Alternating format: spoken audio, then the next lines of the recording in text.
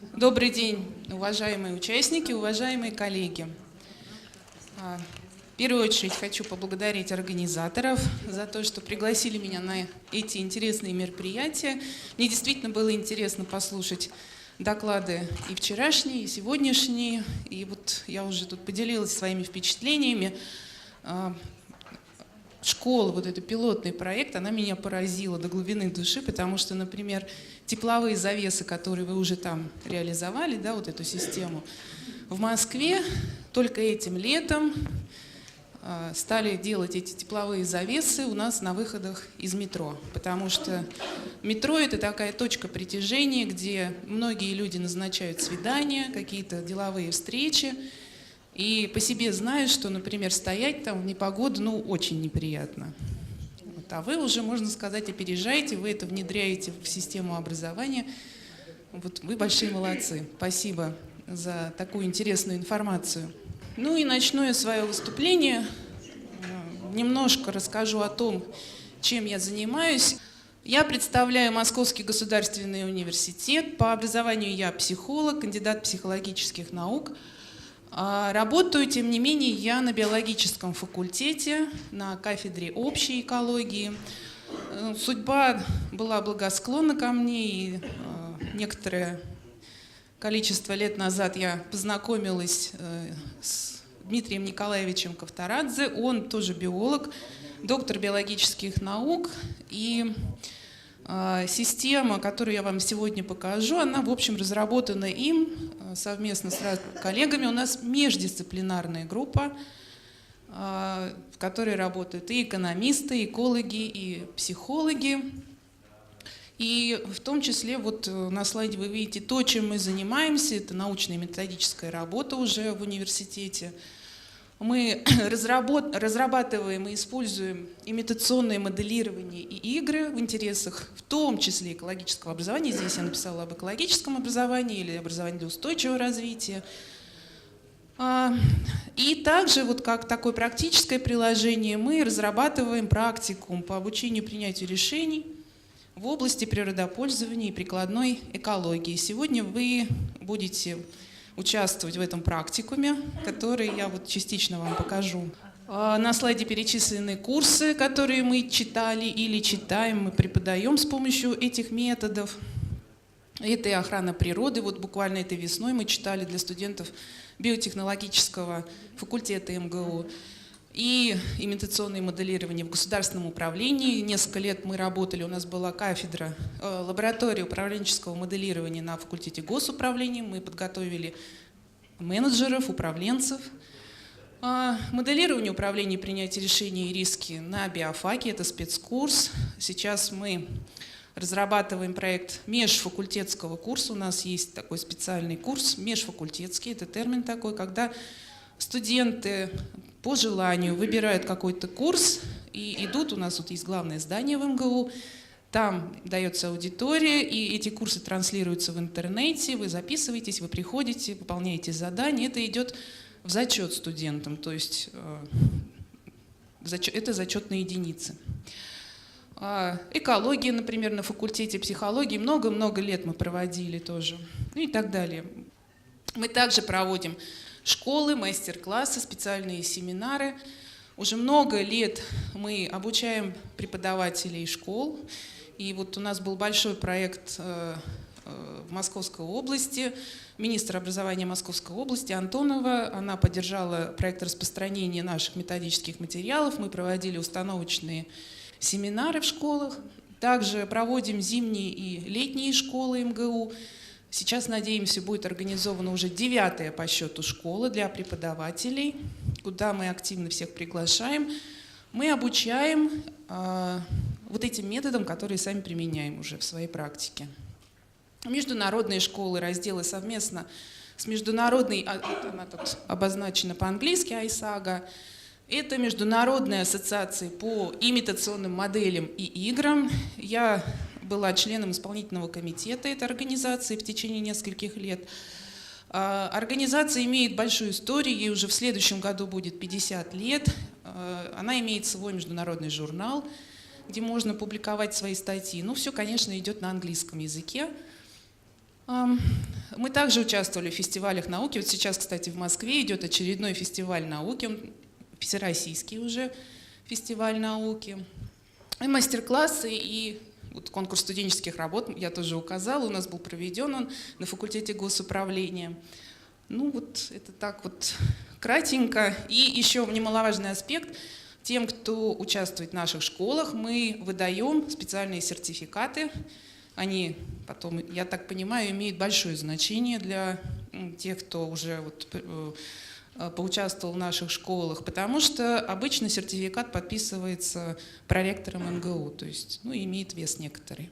Некоторые наши публикации за последние несколько лет, вот была книга, монография издана, называется она по-русски «Анализ устойчивости», или «Устойчивого развития».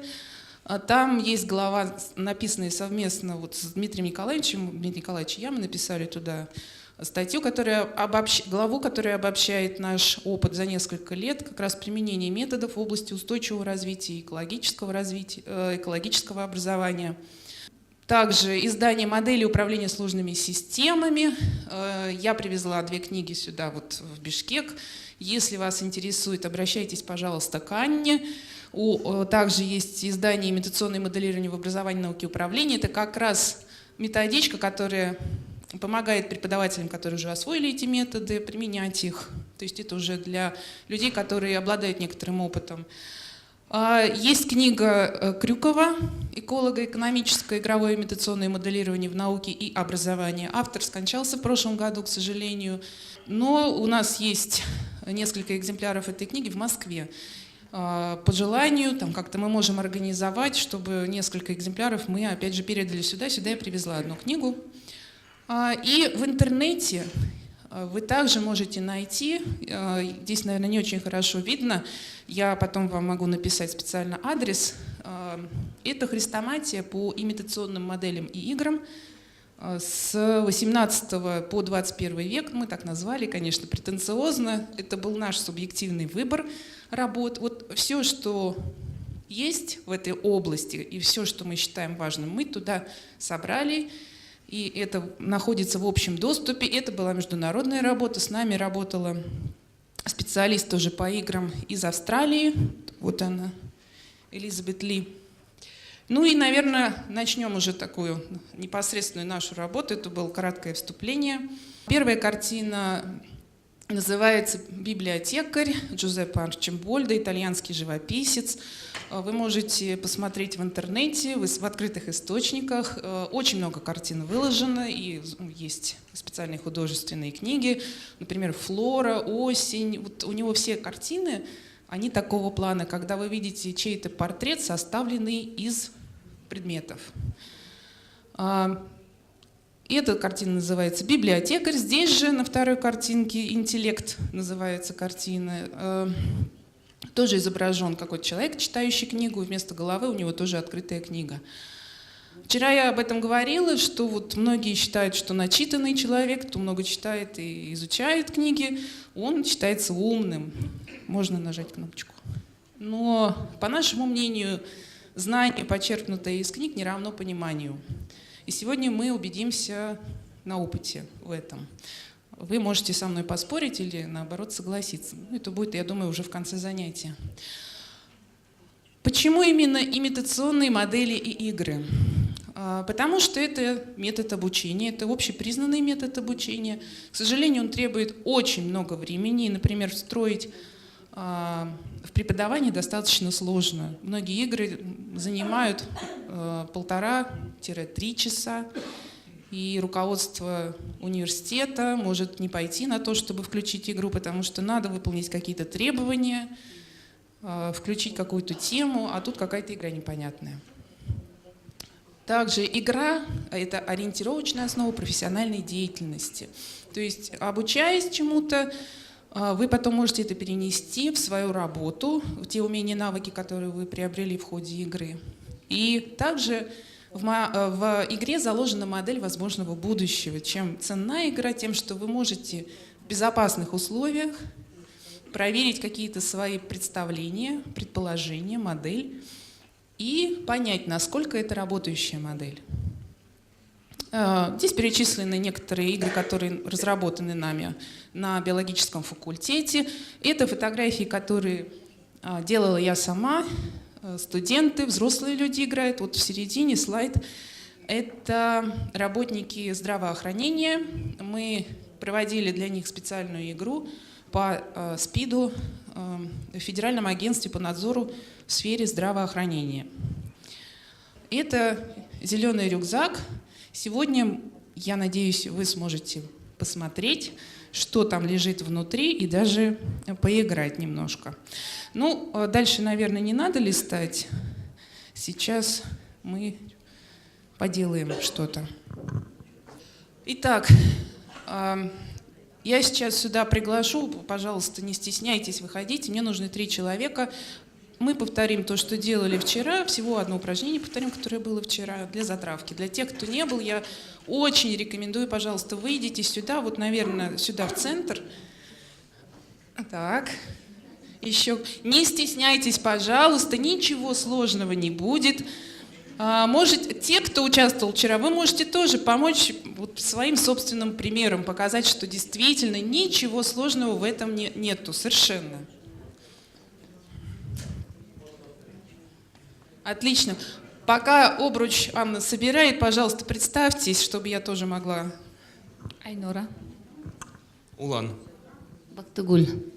Очень приятно. Пожалуйста, поприветствуйте добровольцев. Итак, всем видно, да? Да. Хорошо. Ваша задача сейчас. Пожалуйста, встаньте. Вытяните руки, вот смотрите, ваша, вы должны отойти немножко так, чтобы обруч лежал на руках. Так, теперь вытяните 2 пальца. Вообще, конечно, в классической версии это 1 палец. Давайте сделаем 1 палец. 2, 1. Одна рука. 1 палец. Отлично. Вот, правильно. Только вот так. Да. Значит, ваша задача, сейчас я положу обруч на руки. Ваша задача как можно быстрее опустить как можно ниже этот обруч, не отрывая пальца от обруча. Если вы отрываете палец от обруча, вы начинаете заново. Понятно, да? Всем слышно задание, да? Вам слышно, видно, понятно? Да, не отрываю. Не отрывая, да. Готовы, да? Давайте еще раз проверим. Все, да? Все. Ага, отлично. 1, 2, 3. Спасибо. Давайте поприветствуем участников. Теперь я приглашаю еще 3-4 людей сюда. Не уходите, пожалуйста. Выходите, делать надо будет то же самое. Ой, спасибо вам большое. Давайте еще раз поприветствуем участников, которые вышли сюда. Делать надо то же самое. Вытяните руки, один палец. Давайте попробуем, все ли касаются. Итак, 1, 2, 3. Так, вы вообще не касаетесь. Куда пошла? Так. Кто на себя потянула? Она на себя тащит, мы за ней бежим. На месте. У нее точно Как вы считаете, это педагоги, да? Могут работать в коллективе, да? И выполнять задания. Хотите попробовать еще? Давайте. Может быть, вам надо обсудить стратегию, как нужно. Стоим на месте, люди никто не двигается, сели просто. Я думаю, куда вы пошли? Давайте, коллеги, пальцы вровень, насколько. Давайте, молодцы. Пониже, вот так вот. Все? Готовы? Готовы. Итак, как можно быстрее, как можно ниже. Все помнят? Не отрывая пальцы. Примерьте, все у всех лежат, да? Ага. Итак, 1, 2, 3. Аккуратно, аккуратно. я не помню, что какая-то это. Как с вами работать, а? Надо сесть, руки не двигаем. Да, и спускаемся вниз и все. Спасибо вам большое. Вы можете присесть. Пожалуйста, ваши комментарии. Что произошло?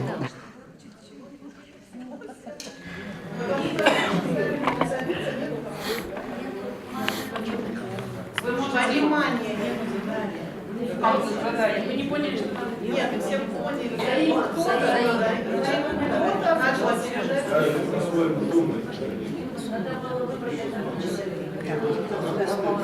Давайте, знаете что, вот микрофон мне не нужен, а те, кто высказывают, пусть микрофон говорят, что Спасибо. Вы хотели, вы что-то говорили, я Ну, здесь, чтобы работа была успешной, надо было, чтобы она была слаженной. Поэтому нужно было договориться, чтобы один давал команды, и все вот это выполняли. Это же групповая работа. А так получилось, каждый сам за себя. И в итоге завалили дело. Извините. Ну, игра интересная. Ну, со второго раза командная была, да? Все как бы поняли. Ну, просто 2 человека не услышали до конца. Хорошо, не буду вас томить, тем более такие участники, которые присутствовали. Да, пожалуйста. Чем больше народу, тем чаще ошибки. Так, а вот что вчера было? Можете как-то прокомментировать то, что произошло?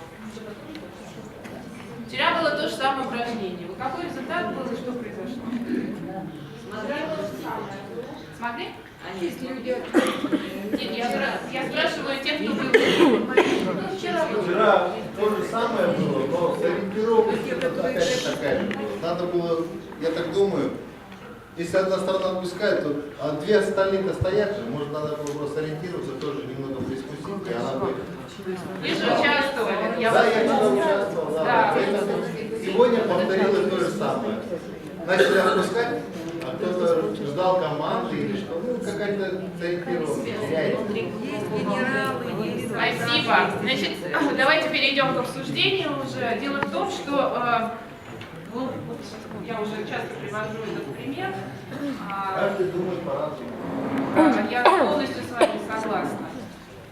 Но если провести аналогию с реальной жизнью, ну, например, вам говорят, надо резко снизить выбросы СО2 в атмосферу, да?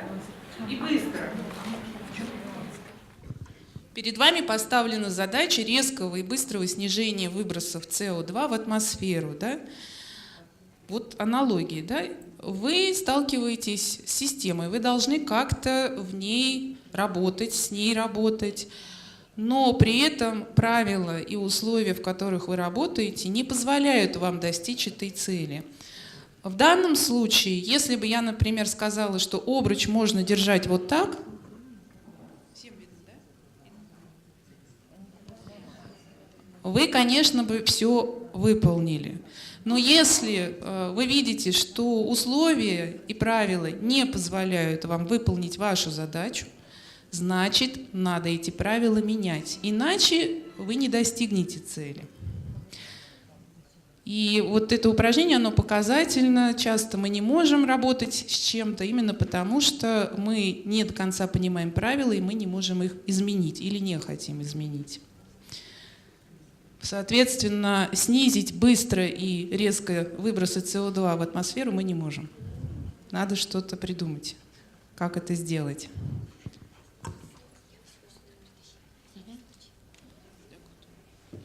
Комментарии?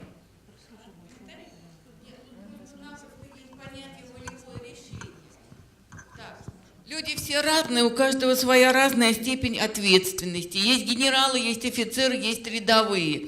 Поэтому, если, например, выбросы уменьшить, директор завода это более уполномочен, чем слесарь за станком. Поэтому так и получается. Вы увидели, кто-то ответственно отнесся к задаче, кто-то был не готов к тому, чтобы принимать решения или быстро реагировать. Вот, на мой взгляд, только так. И понятие личной ответственности еще никто никогда ни в истории, ни в социуме не отменял. Спасибо вам за комментарий. Я позволю себе не совсем согласиться с тем, что вы, Надежда Анатольевна, сейчас высказали. Дело в том, что если воспринимать этот обруч с физической точки зрения, то вот если вы вспомните, то в начальных условиях у нас было 3 точки опоры. На 3 точках опоры вы спокойно можете опустить что угодно, куда угодно и как можно быстро. Когда я пригласила еще больше участников, количество точек опоры увеличилось, и вы просто не можете нарушить физические законы. Это невозможно. Мы не можем изменить закон Ома в отдельно взятой области. Спасибо большое еще раз. Сейчас немножко опять поговорю, покажу, и дальше опять будем вместе делать кое-что. Слайд, я думаю, будет вам интересен. Это плакат, который входит в зеленый рюкзак. Я так его не показала. Вот так он выглядит. Это набор игр, в которые вы сегодня будете играть. В том числе там есть интерактивные плакаты. Это один из плакатов, называется «Прими решение, останови пустыню». На примере одной из областей, это Калмыкия, близко к вам все-таки, да, вот по сравнению, я все-таки из Москвы приехала, а Калмыкия ближе к вам намного. И там есть, наверное, такие же проблемы, как и у вас. Куча информации представлена, есть даже вещи, которые вот, ну, здесь не видно на слайде, можно будет потом посмотреть здесь, вот, там надо некоторые задания выполнять. Также в этот набор входит конструктор экологический, куда входит поле большое. Вот, кстати, это плакат «Останови пустыню, прими решение», можно посмотреть будет потом. Сейчас не буду пускать, потому что люди отвлекутся на рассматривание, на просмотр. А вот поле только вверх ногами, поле из экологического конструктора. В наборе сюда прилагаются листы, из которых вы вырезаете почвы, ну, примеры почв, там, песчаная почва или там, еще что-то, пашня. Дома, вы можете вырезать эти дома, наклеить. И суть задания состоит в том, что вы, например, говорите детям, ваша задача спроектировать экологически устойчивую ферму или какой-то малый город, или аэропорт с определенными требованиями. Надо учесть розу ветров, сток воды и так далее. Люди все это проектируют, наклеивают на карту и делают дополнительное описание. И после этого проходит защита проектов. Это защита проектов у нас на биофаке. Студенты в курсе, у нас был курс «Биосферы и человечество», они защищают эти проекты друг перед другом. И преподаватели, вот на слайде вы видите Дмитрий Николаевич, он держит один из плакатов, из проектов. И вот еще одна преподавательница, они задают вопросы. А почему вы сделали так, а не иначе? А где у вас находится канализация? А где там то, сё, 5-10? Спасибо. Да, вот брошюра, которую сделали в Биоме, да, один из авторов вот вместе с Брудным Ароном Абрамовичем, они уже очень-очень давно написали статью. Пожалуйста, можете читать. Да, там изложены их взгляды на проблему человека и природы, и развития человечества вообще. Ну, такая знаковая плановая статья.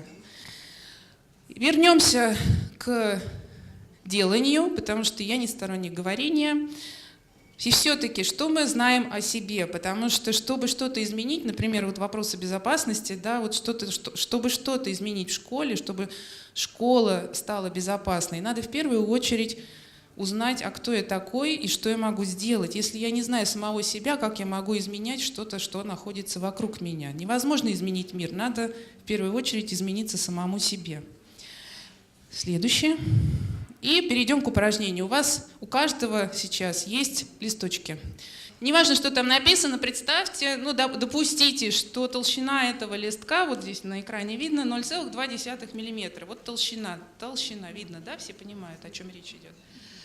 Теперь, пожалуйста, сложите, тоже неважно как, пополам этот листик. Ну, в данном случае я вот так вот сложу, пополам.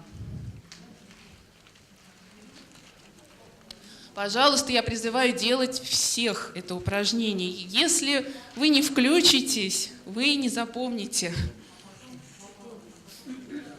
У меня вопрос, какая толщина теперь у этого сложенного вдвое листка? 0,4, да, все правильно. Давайте сложим еще раз пополам. 0,8, еще раз пополам.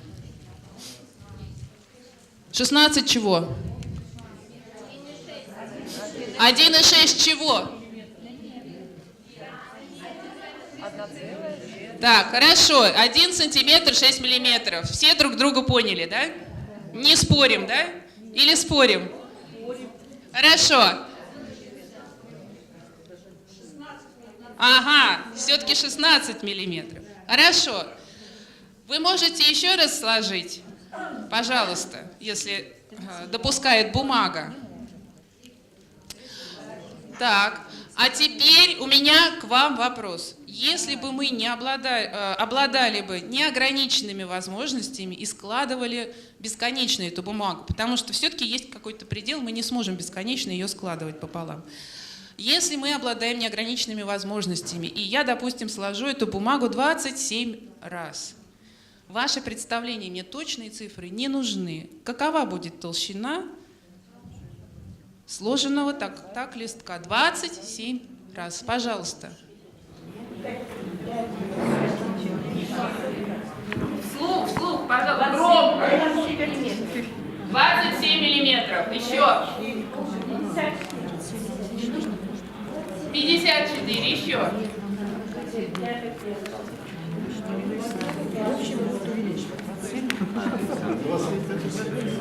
Давайте я буду записывать, чтобы было видно, а то, когда говоришь, можно не запомнить.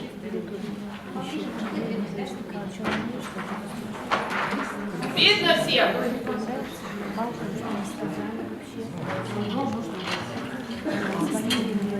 Так, я слышала, значит, 27 миллиметров, 24 миллиметра. Сколько? 54 чего? Так, еще.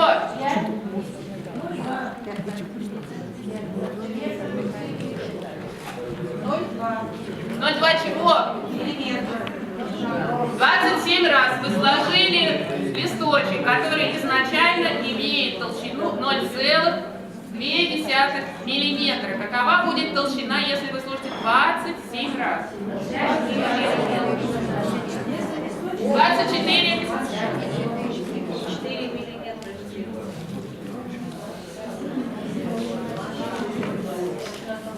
Кто-то больше цифру будет называть? Вот у нас самая большая цифра — это 5,4 сантиметра. Сколько? 5,4.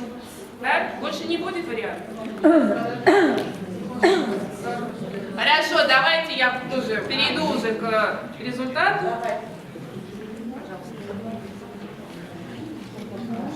На экране вы видите, какова будет толщина. 26, почти 27 километров. Видно всем, да?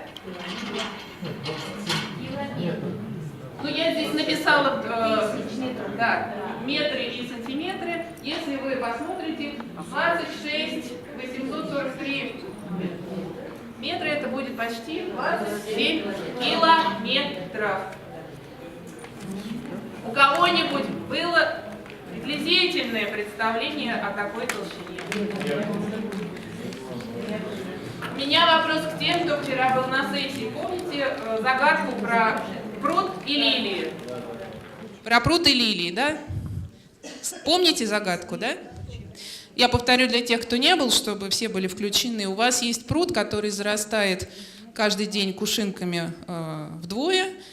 И сколько дней будет у вас на то, и при этом все живое погибает, если пруд зарастет этими кувшинками, этими листьями, может быть ряска, например, все что угодно.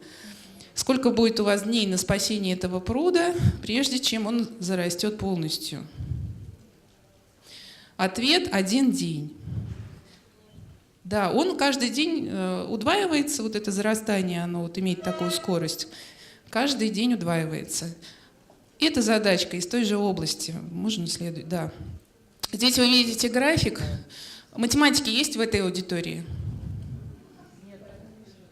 Вы математик, да? Как называется этот график? Вот такая кривая.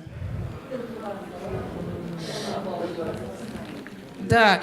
И это график экспонента, экспоненциальный рост. Многие процессы, которые мы наблюдаем в природе, в нашей жизни, в экономике, где угодно, они имеют вот такой характер изменения.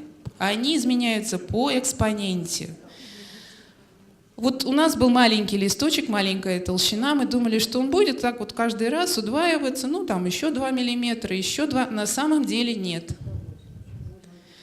Это линейное мышление, и мы привыкли воспринимать все, что происходит вокруг нас, линейно.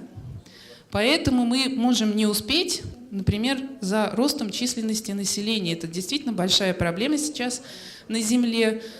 Рост численности населения, скорость ускорилась, она удваивается.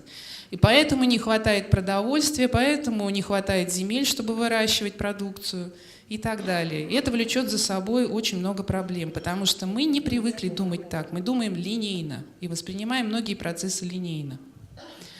Спасибо. Есть ли у вас вопросы, комментарии к этому упражнению?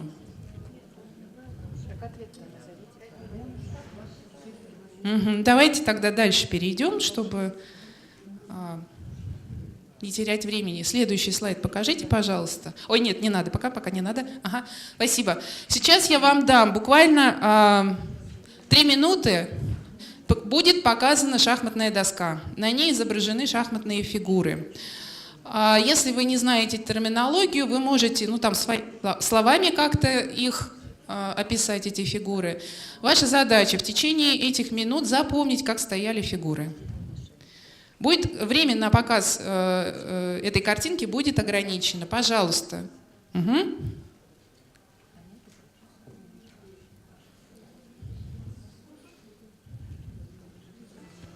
Все, можно нажать. Угу. Как стояли фигуры.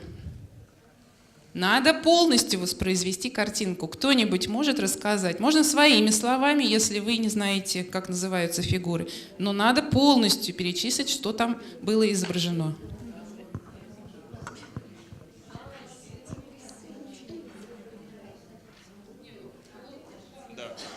Там получается в нижнем углу ладья, потом выше офицер стоял, рядом с ним пешка черная, выше король, между ними офицер, и второй ряд сверху второй ряд, получается, там пешки стояли. Кто-то есть не согласен? Сейчас.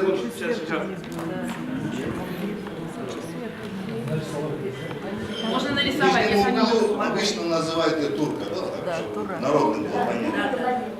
В верхнем углу стоял король, потом слон, как называем, потом Король какого цвета? черный, потом слон стоит, после слона белый король стоит, 2 пешки, 2 черных пешки, потом одна белая стояла. Белая где стояла?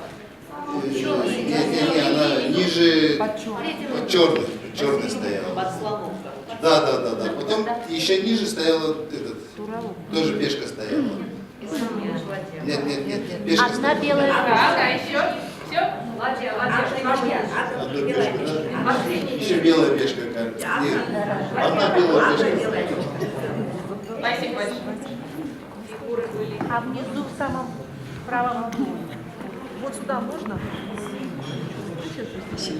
Фигуры находились с правой стороны.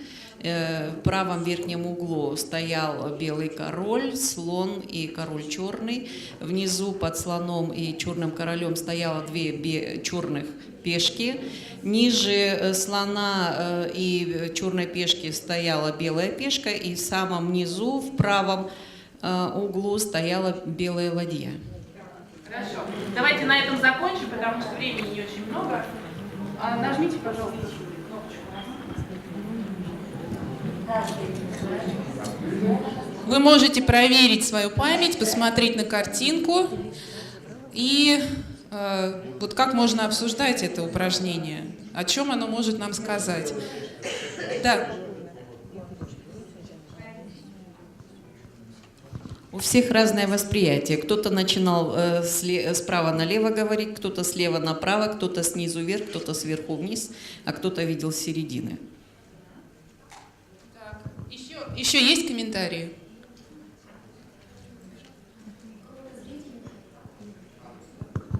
У кого-то зрительная память сильно хорошо развита, а у кого-то нет. Поэтому или кто играет в шахматы, сразу им знают они эту фигуру.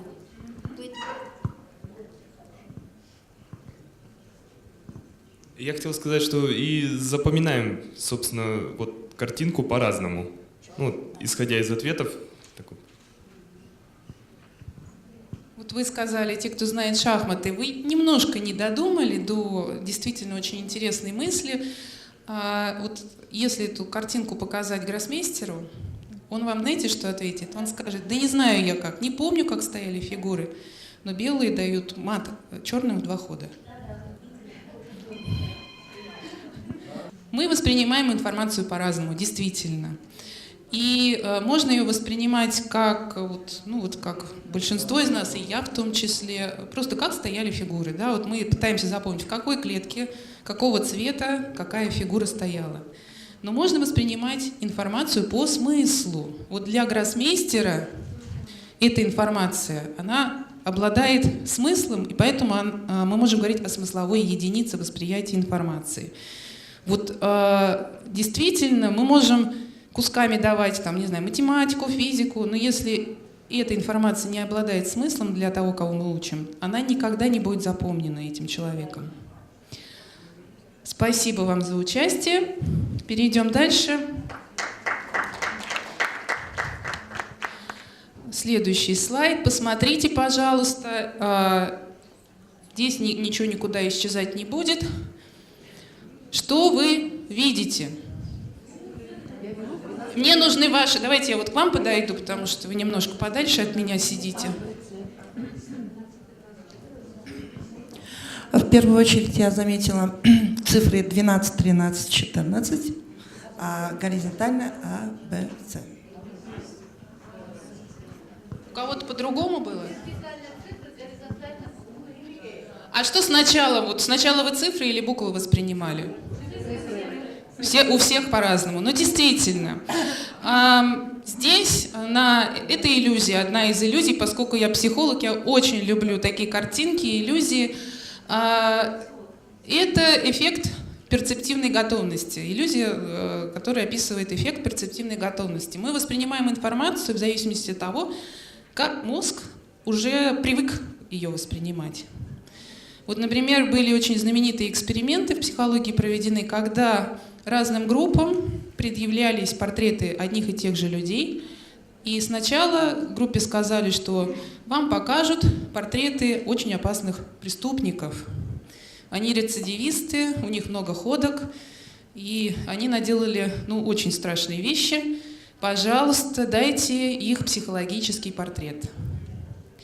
И вот эти люди, они описывали тех, кого они видели на фотографиях, как людей волевых, злых, обладающих неимоверной силой. Ну и что еще можно про преступников сказать? Да? Мы можем всякое придумывать. А затем те же портреты были предъявлены другой группе, и им сказали, что это портреты героев, ударников труда. И надо было опять же дать психологический портрет, описать, кого они видят, какими качествами обладают эти люди.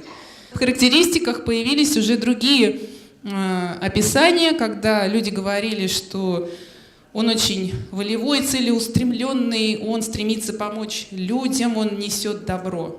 Мы воспринимаем информацию в зависимости от контекста и в зависимости от того, как подготовлен к информации наш мозг. Если мы привыкли читать сверху вниз, то мы скорее видим цифры 12, 13, 14, слева направо АБЦ, или зависит от вашего теперешнего состояния, в каком вы состоянии находитесь. Да, вот как можно читать, да, сверху вниз, слева направо. И теперь опять вам понадобятся листочки, и мне в том числе. У вас было 2 листочка, да? У всех есть еще один листик, чтобы с ним что-то делать? Нет? Если нет, пожалуйста, Улан раздайте, если там осталось что-то. Ваша задача. Представьте, что я ваша учительница, я пришла вас учить сегодня. Действительно, как учитель такой. Может быть, не самый хороший. Меня зовут Мария Ивановна, а вы мои, допустим, третьеклассники. Я ваша классная руководительница, и у нас скоро будет Новый год. И нам надо украсить наш класс снежинками. У вас у всех есть бумага, и сейчас вы будете смотреть на меня, повторять точности за мной. Я буду говорить быстро-быстро, за вопросы задавать, поэтому нельзя. У нас очень мало времени, директор поставил задачу украсить класс к завтрашнему дню. Повторяйте за мной, и у вас должны получиться такие же снежинки, как и у меня. Итак, возьмите листок вот так. Вопросы задавать нельзя, потому что не могу я на ваши вопросы отвечать. Слишком много времени трачу я на вас. И так вы тут сидите тут. Сложите, пожалуйста, листок пополам. Оторвите верхний левый край. Смотрите на меня, у вас все получится.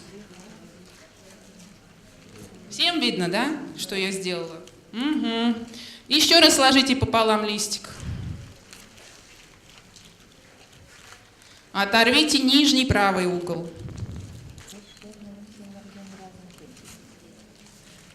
Быстро, быстро, быстро, быстро. Надо быстро работать. Мне еще сегодня к семье и салаты готовить.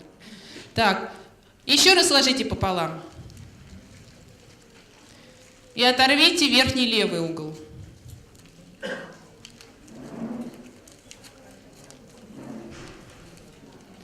Хорошо, я смотрю, у тех, кто хорошо получается, вы такие работящие, мне прям с вами повезло сегодня. Ну и вообще. А теперь разворачивайте свои снежинки, и у всех должно получиться в точности, как у меня. Давайте быстрее. Над головой покажите, что у вас получилось. Над головой. Так, ну-ка я пойду проверю, спасибо. Что это у вас такое? Совершенно не такая снежинка. Смотрите, какая у меня красивая, а у вас совсем не такая. Так, хорошо, вот вы у моей отличницы, вам 5. А это что такое? У вас откуда руки растут вообще?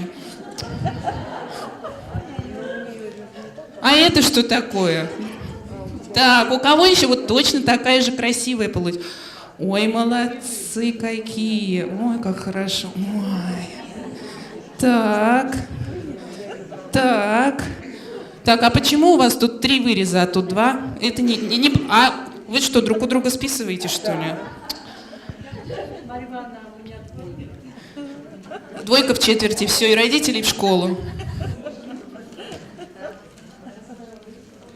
Итак, все, я уже вышла из роли. Вот у меня, смотрите, какая красивая. Да, вам 5. 5. Так, Надежда Анатольевна, а почему вы ничего не делаете? Вам тоже 2.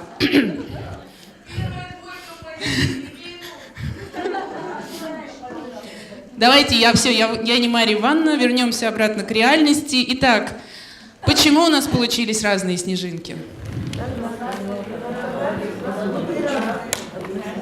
Давайте я туда подойду, а то там... Потому что мы все разные, по-разному воспринимаем информацию. И у кого-то одно полушарие работает, у кого-то другое полушарие работает. Но была же четкая инструкция, я вам все показывала. Почему у вас по-другому получилось? Как же по-разному? Все четко. Здесь как по-разному слышим? Инструкция четкая. Сложить пополам, право-лево, оторвать. Ничего лишнего, абсолютно. Ну, просто складывали неправильно. Вот, нет, вот сложили пополам, например, да? Слева левый кусочек оторвали. Опять пополам. Но дело в том, что то, что мы складывали, поворачивался в разные стороны. Я сама еще, когда свернула перо, думаю, если этот угол оторвала, то там не будет потом этого рисунка. У меня вот это. А когда уже начали этот, просто от того, что мы вот то, что складывали, вертели по-разному, а не в определенном порядке, то у нас и рисунок такой. Так, еще вы хотели, да?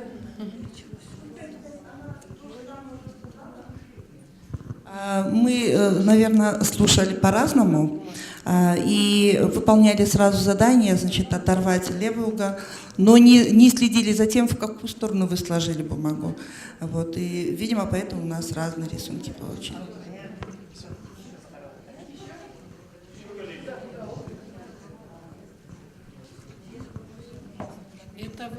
Это вы бумагу по своей команде, да, лево-право, а мы как сидим так.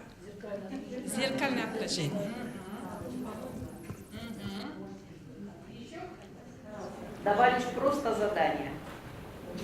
Так. А каждый воспринимал и поворачивал как мог. Ну как же не следил? Я же всем сказала, внимательно смотрите. Мы слушали и смотрели. Отзеркаливали. Хорошо. Не верится.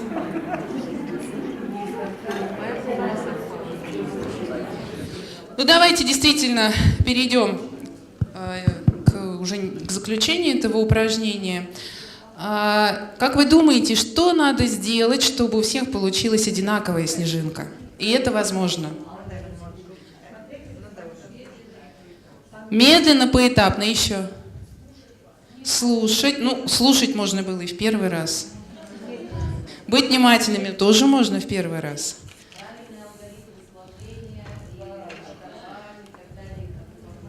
Хорошо. Чтобы выполнить это упражнение, необходима обратная связь. Я сказала, что у меня нет времени, поэтому вам не надо задавать мне вопросы. Все вопросы потом. Без обратной связи выполнить задание невозможно. Это во-первых. Во-вторых, я стояла к вам лицом. Хотя для того, чтобы действительно правильно выполнить это упражнение, сделать снежинку правильную, я должна повернуться была к вам спиной, чтобы ориентация была право-лево верной для всех, одинаковой. Кроме того, листочек можно взять вертикально и горизонтально. Ну, такой урок можно вынести из этого упражнения. Необходима обратная связь, необходимо взаимодействие с теми людьми, с которыми вы что-то делаете вместе. Так, и следующее еще. Теперь разбейтесь, пожалуйста, на пары. Ну, просто рядом, вот вы сидите, соседа на пары. Разбейтесь. Если у кого-то нету пары, пожалуйста, поднимите руку, мы вас попытаемся с кем-то вместе свести. Да. Пожалуйста, присядьте так, чтобы у каждого человека была пара. У всех есть пара? Ага, уже я вижу, да. Упражнение называется «Борьба большими пальцами». Мне нужен помощник, кто-нибудь выйдите сюда, пожалуйста. Я буду показывать, чтобы всем было видно.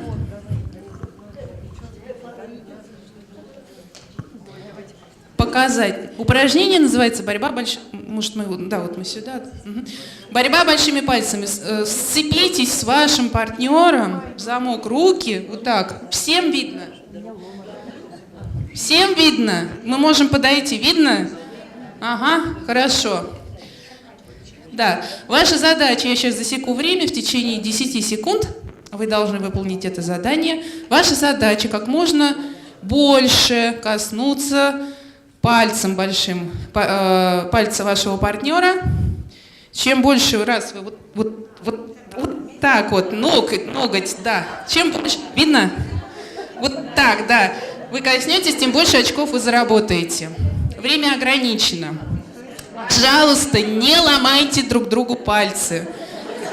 Пожалуйста, мы говорим сегодня о безопасности, в том числе физической. Не ломайте. Сейчас я дам отмашку. Хорошо, все готовы? Так, раз, два, считай. 3, поехали.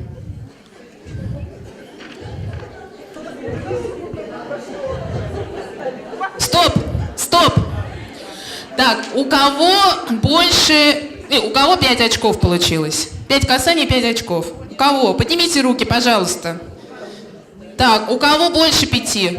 Давайте так, у кого больше 5? Поднимите руки, пожалуйста. Сколько? У кого столько же или больше? 48. У кого столько же или больше? Так, выйдите, пожалуйста, сюда. Выйдите, чтобы... Вот можно в центр, далеко не ходить. За 10 секунд 48 нельзя. Продемонстрируйте всем остальным метод. Так, вы неправильно делали. Вы неправильно делали. Садитесь. Смотрите, надо было касаться ногтя. Ногтя сверху. Да, да.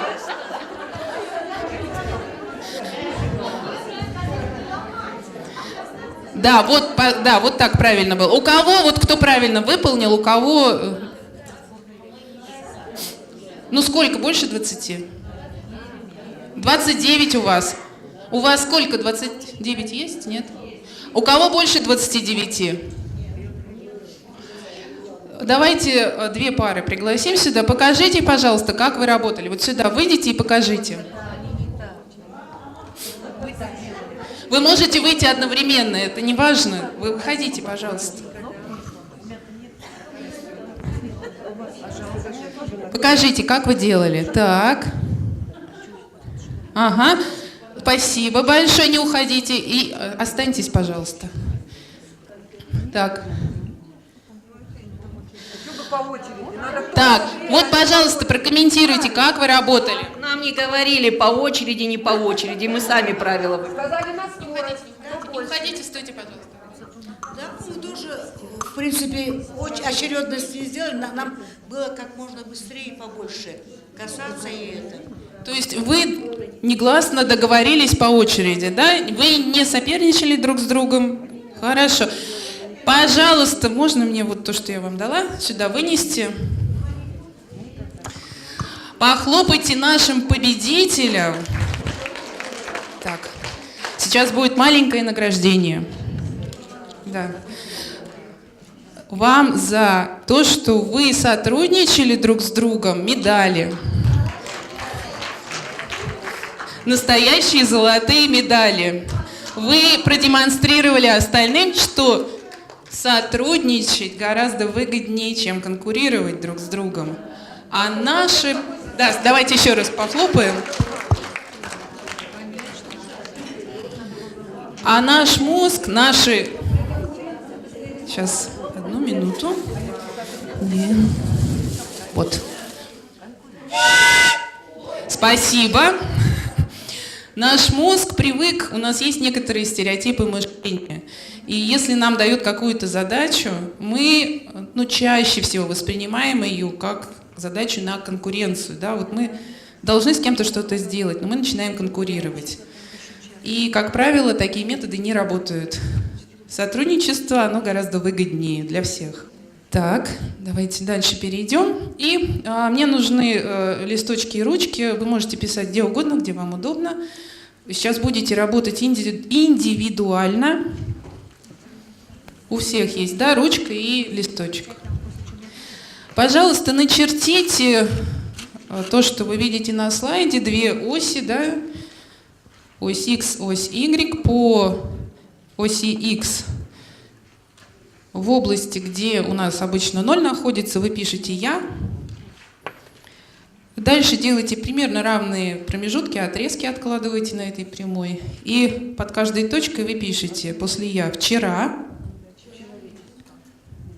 затем «Неделя», «Год», «10 лет», «Жизнь других поколений». По вертикальной оси, оси Y, вы пишете «Семья», дальше «Учеба, работа», «Город», «Страна», «Человечество». И теперь вопрос к вам. Про себя отвечайте. О чем я думал вчера? И ставьте, пожалуйста, на этой плоскости точки. Вот, допустим, вчера я, поскольку приехала, у меня дома семья осталась, я вчера о семье своей думала. И напротив, вот, где пересекается семья и вчера, я ставлю точку. Да, вы, конечно, о 2, о 3. Вот, о чем вы вчера думали? О чем вы думали? Вы не обязаны думать обо всем на много поколений вперед. Вот действительно, о себе ответьте на вопрос. Это никому не надо показывать, просто о чем вы вчера думали. Да, надо заполнить все. Давайте ускоримся, у меня осталось 15 минут, я хочу все-таки вам игры показать другие. На слайде вы видите то, как в 90-х годах думали другие люди. И вы видите, что вот кривая, вот точки, если соединить, получится кривая, она имеет вот такой характер. Она имеет пик. Вот я думал вчера и там в районе недели много о том-то, сём-то и сём-то, и затем она снижается. Как правило, о жизни других поколений мало кто задумывается. Но в последнее время имеются некоторые тенденции к расширению этого взгляда. Мы называем это вслед за Данеллой Медоуз, которая предложила это упражнение. Это поле сознания, которое расширяется. Вот оно серым заштриховано. Белое поле — это поле обыденного сознания, обычного нашего сознания, о чем мы думаем каждый день. И если мы будем больше думать о других, наше поле сознания будет расширяться, если наш мир не будет ограничен нашим «я», только внутренним нашим миром. И вот, например, это упражнение мы проводили на факультете психологии со студентами дневного и вечернего отделений. И вот я с удивлением заметила, что вечерники, они люди уже обладают некоторым опытом, они работают. Вот у них как раз кривая имеет тенденцию расширяться. Вот это поле, оно расширяется. Тогда как дети, вчерашние школьники, они в основном думают о себе на ближайшее будущее. А что со мной будет через год? Сдам я экзамен или нет? Если мы хотим что-то изменить в вопросах безопасности или, например, устойчивого развития, надо расширять собственное поле сознания. Спасибо. Следующий слайд покажите, пожалуйста. Да, вот кратенько скажу. Сегодня я вам продемонстрировала маленькие упражнения на сенсорное восприятие, да, вот все иллюзии. На навыки общения — это то, где вы боролись друг с другом. На самом деле надо было сотрудничать, и это был трюк, потому что и упражнение называется «Борьба», и я хитро вам сказала, что не надо ломать друг другу пальцы. Это была такая моя специальная установка, которую я вам транслировала, а вы ее усвоили. И мы так устроены. Затем мы переходим к диалогам и дискуссиям. Есть у нас большие упражнения как раз на диалог, на дискуссию. Мы используем элементы ролевой игры и переходим к большим играм. К сожалению, формат выступления не позволяет их в принципе вести, потому что они занимают порядка 3 часов только. Вот одна игра длится 3 часа вместе с обсуждением. Ну и, как мы оптимистично надеемся, что те уроки, которые мы усваиваем в играх, в упражнениях, мы потом можем перенести в жизненную практику, и, собственно, жизнь нас многому учит. Вот это следующая ступень освоения. Разработана эта ступень Ковторадзе Дмитрием Николаевичем. У него есть книга «Обучение и игра». Выдержала 2 издания. Там есть много того, что вот я сегодня вам показала, и еще больше даже. Вот. И, наверное, дальше покажите. Если вас интересуют конкретные методы, которые я заложила в презентации, я показывать вам их не буду, времени мало. Потом, если хотите, вы можете подойти, я могу вам эту презентацию сбросить, все вам объяснить, показать. Сейчас мы еще немножко поиграем. В руках у меня игра, которая входит в этот комплект. Комплект разработан, издан в 2003 году. «Зеленый рюкзак». Включает в себя 10 игр.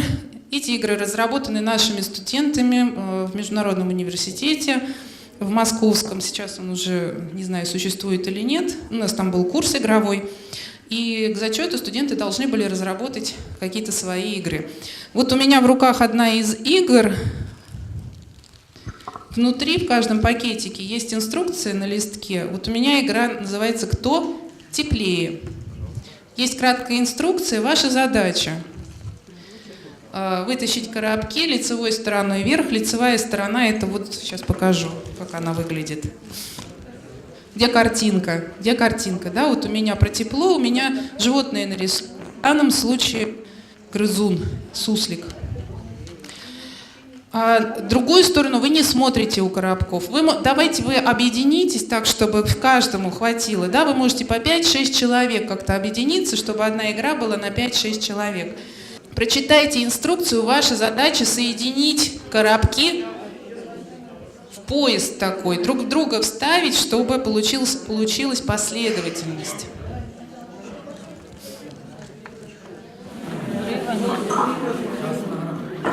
Так, плавание, наверное.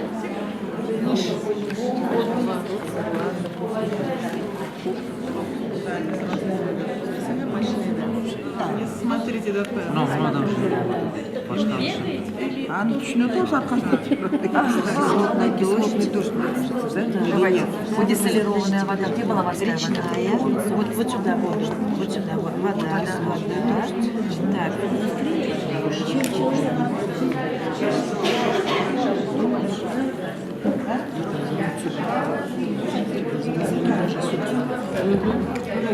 Это кто?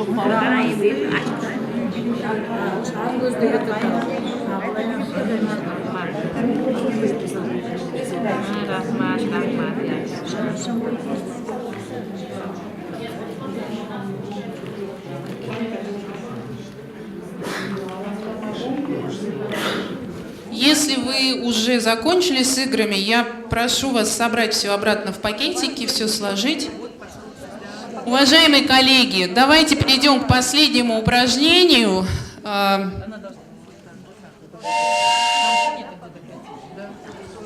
Да, это очень полезная вещь, мы в играх ее часто используем, потому что привлекает внимание, заставляет посмотреть всех участников на того, кто проводит игру или там что-то. Последнее упражнение, к слову, о биоразнообразии, об опасности исчезновения видов и так далее. Пожалуйста, вот мне откройте презентацию. Ага. На экране вы видите треугольники, вписанные тоже в правильный треугольник, равносторонний.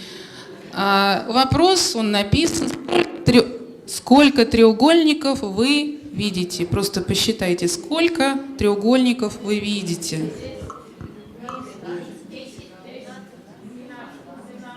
10, 12, 13. Все согласны, что 13 или 10 или 12?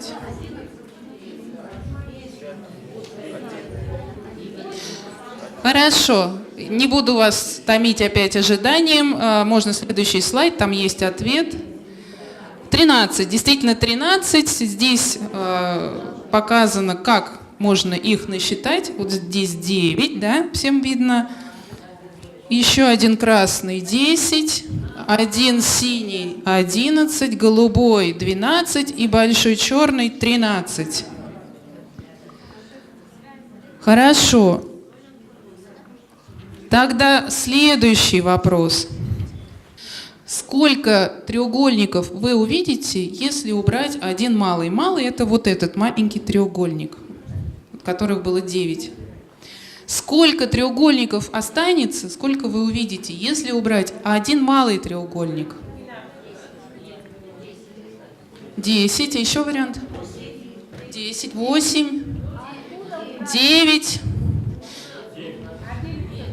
Любой один малый треугольник, сколько останется, вот если один убрать? 10, 12. Опять много вариантов, давайте не будем томить. Итак, останется только 7 или 9, в зависимости от того, какой треугольник вы уберете.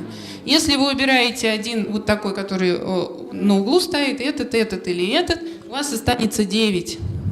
Если вы убираете один такой серединки, останется 7, или в боковинке останется тоже 7. Мы убираем, смотри, вот вы про это спрашиваете, да? Поняли? Ага. Вы можете перерисовать, проверить меня, но это действительно так. Я сама себя проверяла, действительно, ну никак иначе не получается. Следующий слайд, пожалуйста.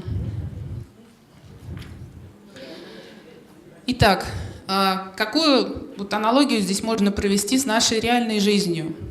Треугольники связаны друг с другом, поэтому если вы выбираете один, автоматически исчезают от 3 до 5 других треугольников из этой картинки. Виды объединены в экосистемах. не существуют в изоляции и сильнее связаны, чем вот эти треугольники, которые нарисованы здесь. Дальше. Поэтому ошибочно полагать, что только один вид может оказаться под угрозой исчезновения. Всякий раз, когда мы теряем один вид, мы теряем неизбежно еще много. Упражнение, демонстрирующее важность видового разнообразия и вот угроза исчезновения видов, об этом вчера говорил Коротенко Владимир. Это первоочередная, вот она первая угроза среди всех вот угроз, которые существуют в области экологии. Да, вот я сейчас говорю об экологической, скорее, безопасности. На этом вот с упражнениями все. Про зеленый рюкзак еще раз я скажу. К сожалению, мы не распространяем сейчас эти игры из зеленого рюкзака, но у нас в планах переиздание этого комплекта. Я думаю, что будет надежно оставить или связаться через с нами, пока вот у нас это в проекте заложено, сейчас мы не раздаем эти игры. Вы можете пользоваться методом, который я вам продемонстрировала. Это один из методов, которые мы используем в нашей деятельности. И вот в этой коробке, потом можно подойти ко мне, здесь собраны игры наших студентов, они как раз использовали этот метод.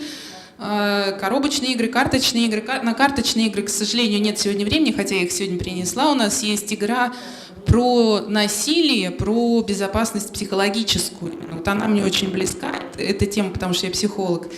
Если интересно, тоже можно будет потом это все обсудить. Вот это студенческие игры, то есть метод работающий. Мы делаем издание этих игр, сборник, который есть у Анны про управление сложными системами, включает эти игры.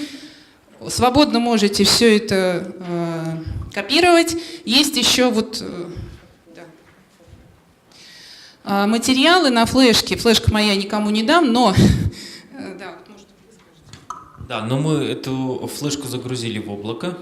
Вот, сейчас я покажу адрес. Может быть, мы посмотрим, что там внутри. Да. Вот, и потом я покажу адрес, откуда можно это все скачать. Покажите, пожалуйста.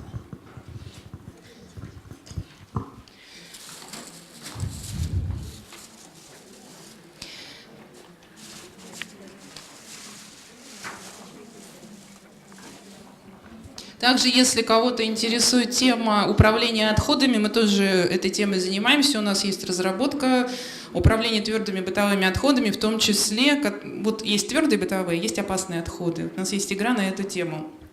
Мы готовы к сотрудничеству, проводим мастер-классы школы.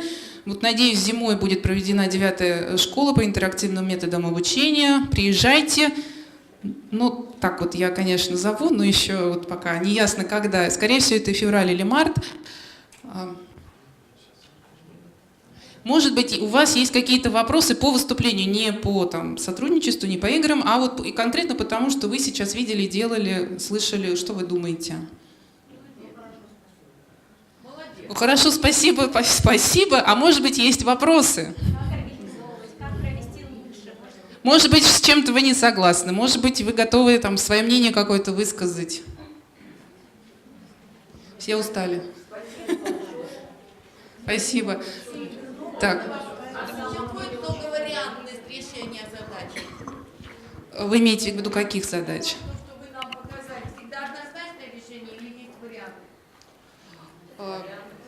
Ну, да, вот варианты всегда, конечно, есть. Я, наверное, если я правильно вас поняла, есть разнообразие интерпретаций того, что вы сделали. Решение задачи, как правило, есть одно, если это строгая задача, вот как с треугольниками. У вас не может получиться 10 треугольников, если вы уберете один. Ну никак. Вот, ну никак, абсолютно. Но интерпретировать вы можете как-то по-своему. И, кстати, да, вот я тоже прорекламирую. Сейчас это в работе. Я вот пользовалась такими карточками, может быть, вы заметили, они у меня в руках были, да? А вот они складываются пополам, такая книжечка получается. На обложке рисунок, вот треугольники, да, которые я вам показывала. Написано, сколько минут может занять это упражнение на проведение, на обсуждение. А внутри кратко вся необходимая информация. Инструкция, вопросы, возможные интерпретации варианта, вот вы о чем спросили. И дополнительная информация. Вот у меня тут подсказка, как считать, например, эти треугольники, чтобы не ошибиться тоже, чтобы вам не наврать, потому что я тоже не могу все помнить. Вот это то, что содержится на флешке. Это материалы с, по-моему, я не помню, какой там по счету, восьмая конференция. Да, в Батуми, да, по окружающей среде она проходила в июне 2016 года. На эту конференцию вот Дмитрий Николаевич Ковторадзе привозил материалы по этой тематике. И здесь есть оглавление, можно куда-нибудь нажать на что, вот стратегические работы и материалы. Здесь статьи, работы, касающиеся этой темы. Вот, например, Ковторадзе Брудный, да, «Основы экологического мировоззрения». Это те книжечки зеленые, которые у вас есть, да? Увидели? Ну, мы можем, да, все подряд не читать. Вот. Или Ковторадзе, Брудный, что такое природоохранное движение? Да, тоже. Можно отсюда выйти. Давайте мы выйдем отсюда, там другое что-нибудь посмотрим. Вот комплекты образовательных пособий. Здесь вот, например, есть эта книга «Обучение и игра» 1998 года. Там есть вот эти методы, которые немножко я сегодня вам показала. Не все, потому что мы собираем эти методы из разных источников, что-то мы сами придумываем. Вот могу похвалиться, у меня тоже, но они, правда, не напечатаны, есть 2 игрушки, которые я придумала. Зонтик Набокова, например, как определять звезды без компаса и всего на свете. Вам нужен только зонтик, ну, заранее подготовленный. И знание одной формулы. Это был такой астроном Михаил Набоков. Он придумал такой метод. Ну и так далее. В общем, куча всего. Пользуйтесь, пожалуйста. На этом, наверное, все. Да?